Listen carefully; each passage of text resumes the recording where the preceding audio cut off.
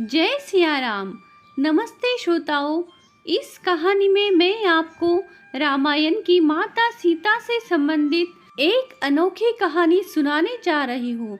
तो श्रोताओं, आप सभी लोग कहानी सुनने से पहले मेरे धर्मी वॉइस चैनल को सब्सक्राइब करो, लाइक करो और शेयर करो।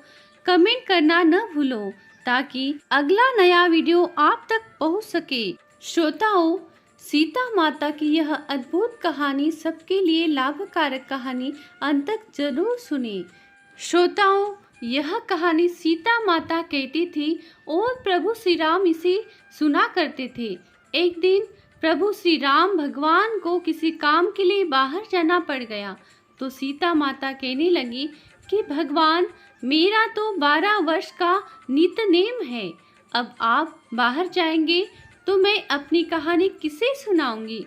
प्रभु श्री राम ने कहा कि तुम कुएं की पाल पर जाकर बैठ जाना और वहाँ जो औरतें पानी भरने आएंगी उन्हें अपनी कहानी सुना देना। सीता माता कुएं की पाल पर जाकर बैठ जाती है।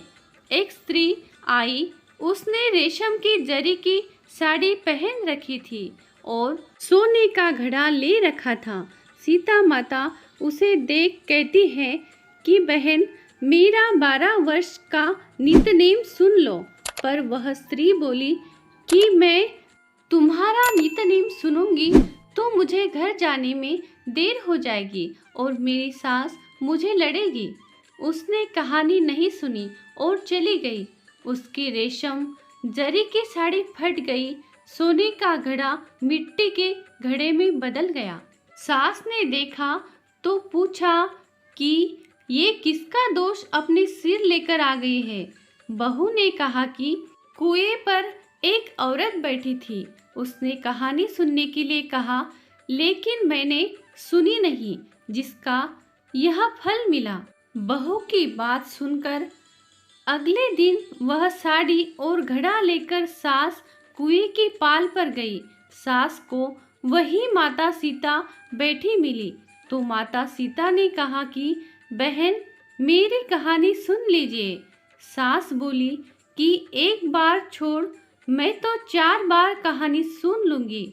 माता सीता ने कहा, राम आए लक्ष्मण आए, देश के पुजारी आए, नित्य नेम का नेम लाए, आओ राम बैठो राम, तपी रसोई जियो राम, माखन मिश्री खाओ राम, दूध बताशा पियो राम, सूत के पलका मोठो राम, शाल दुशाला पोठो राम, शाल दुशाला ओठो राम, जब बोलूं जब राम ही राम, राम सवारे सबके काम, खाली घर भंडार भरेंगे, सबका बेड़ा पार करेंगे। श्री राम जय राम जय जय राम, श्री राम जय राम जय जय राम। सास बोली कि बहन, कहानी तो बहुत अच्छी लगी। कहानी सुनकर सास घर चली गई और उसकी साड़ी फिर से रेशम जरी की बन गई। मिट्टी का घड़ा फिर सोने के घड़े में बदल गया। बहू कहने लगी, सासू माँ, आपने ये सब कैसे किया। सास ने कहा कि बहू, तू दोष लगा के आई थी और मैं अब दोष उतार कर आ रही हूँ। बहू ने फिर पूछा कि वह कुएं वाली स्त्री कौन है। सास बोली कि वे सीता माता थी, वे पुराने से नया कर देती है, खाली घर में भंडार भर देती है, वह लक्ष्मी जी का वास घर में कर देती है, आदमी की जो भी इच्छा हो उसे पूरा कर देती है। बहू बोली कि ऐसी कहानी मुझे भी सुना दो। सास बोली कि ठीक है, तुम भी सुनो। और सास ने कहानी शुरू की। राम आए लक्ष्मण आए, देश के पुजारी आए, नित्य नेम का नेम लाए, आओ राम बैठो राम, तपी रसोई जियो राम, माखन मिश्री खाओ राम, दूध बताशा पियो राम, सूत के पलका मोठो राम, शाल दुशाला पोठो राम, शाल दुशाला ओठो राम, जब बोलूं जब राम ही राम, राम सवारे सबके काम, खाली घर भंडार भरेंगे, सबका बेड़ा पार करेंगे। श्री राम जय जय राम, श्री राम जय जय राम। कहानी सुनकर बहू बोली कि कहानी तो बहुत अच्छी है।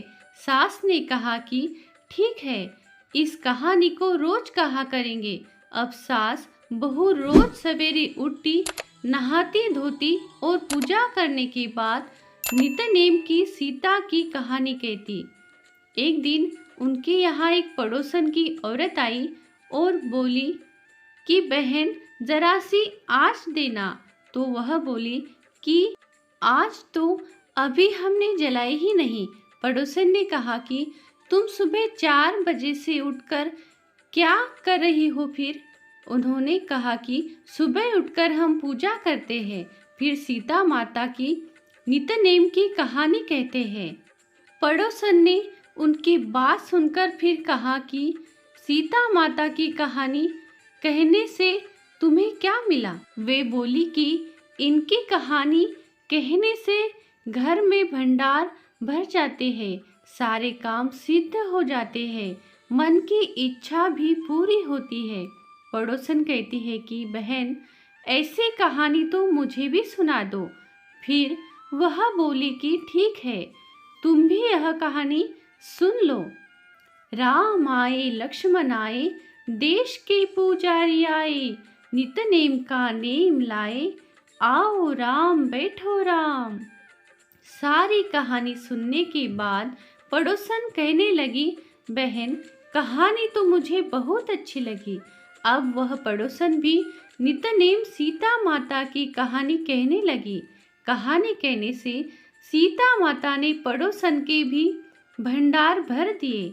अब तो पूरे मोहल्ले में नित्य नेम की कथा चल पड़ी।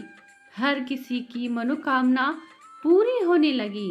हे सीता माता, जैसे आपने उनके भंडार भरे वैसे ही आप हमारे भी भंडार भरना।